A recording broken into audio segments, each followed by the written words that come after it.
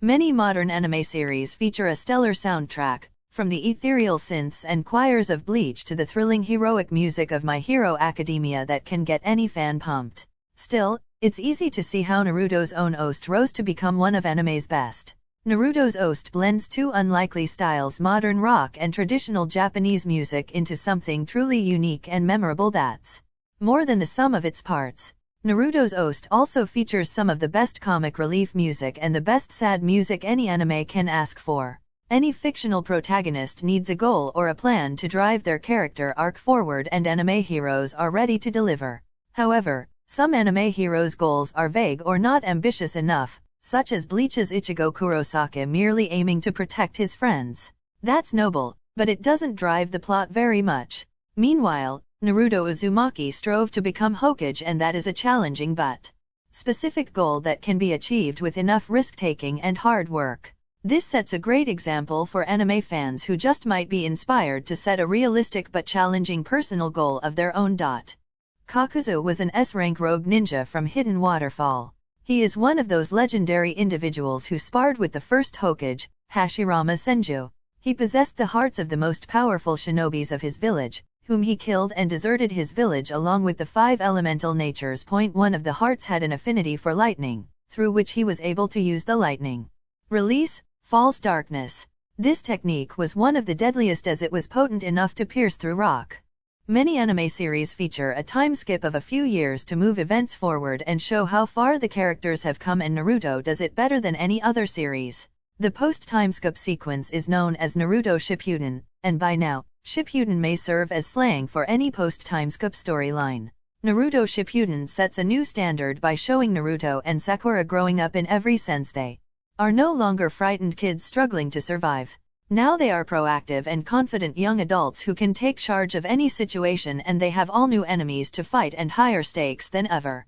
Anime mentors take many shapes and forms, from Kazuma Soma in Fruits Basket to Bleach's Zanjutsu and My Hero Academia's Gran Torino, the retired hero, but Naruto stands out for having anime's #1 mentor, Lord Jiraiya the Toad Sage. Jiraiya does it all. He is vastly powerful. He taught Naruto essential and relatable life lessons. He tried to bring about world peace. He's funny, and most of all, he gave his life fighting for what is right.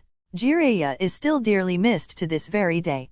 The best anime series showcase relevant and thought-provoking themes that apply to the real world, even if chakra and tailed beasts aren't real. Naruto later explored the theme of the cycle of hatred and vengeance, which is all too real for anime viewers. Individuals, organizations, and nations alike seek blood for blood in the real world, and it creates a cycle of hatred and violence where eventually everyone forgets who threw the first punch to begin with. This makes Naruto's 6 Paths of Pain feel like a scarily relevant and meaningful villain, and not just some thug bent on world domination.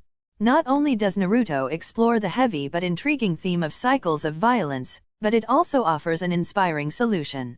Naruto Uzumaki inherited Jiraiya's dream of ending the world's cycles of hatred forever, and that's what inspired Naruto to take the fight to pain and end the fighting for good. It's not easy to do what Naruto did, but he still set an excellent example by standing up to hatred itself and wiping it away. Nagato declared that he would believe in Naruto's vision of peace and gave his life to make it a reality.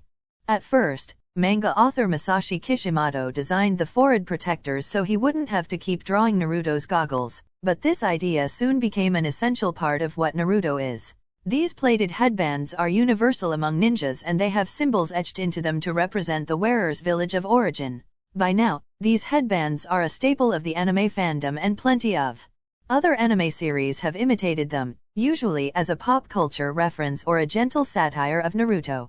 These legendary headbands also make for great merchandise and are easy for any Naruto fan to wear.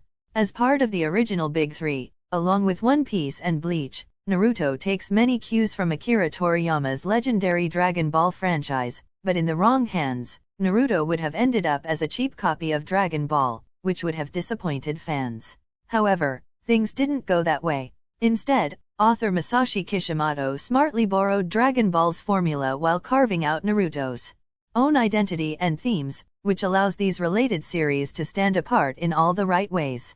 Naruto's Dragon Ball DNA makes it highly appealing to any action anime fan, but it's far from a ripoff. Kishimoto had plenty of his own ideas. A wide variety of anime series portray a protagonist slowly growing closer to their love interest, such as Kasuga in Berserk and Tokakiri's Hima in Tokyo Ghoul, but the character Hinata Hyuga has them all beat. Her character arc is one of Naruto's best. Many beloved Naruto characters are what help make this series #1, and Hinata is a prime example of that. She started off as a talented but timid Dandara who learned to stand up for herself and fight for what is right. She also had a wholesome and meaningful romance with Naruto, and they even married at the end, setting up a new storyline that features the next generation in Boruto.